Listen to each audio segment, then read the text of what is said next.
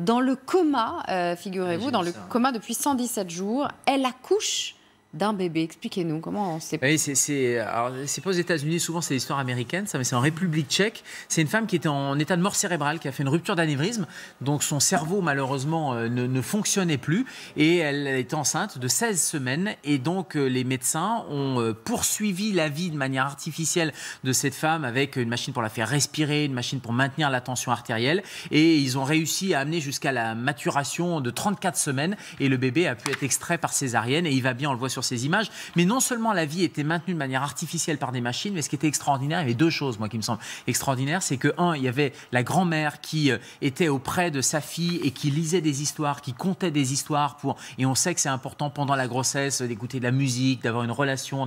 et elle était au chevet de sa fille qui était dans le coma, et elle savait qu'elle était en état de mort cérébrale, et elle continuait et elle lisait ces histoires-là. Et la deuxième chose, et ça c'est suite à une étude canadienne, on sait que quand on marche, c'est bon pour le bébé, c'est bon pour la maman. Eh bien, il y a un kiné, il y a des gens qui se relayaient pour faire une espèce de simulation de marche, lui bougeaient les jambes, etc., de façon à ce que la circulation sanguine fonctionne et que ça fasse un peu comme si la maman marchait et avait une vie normale.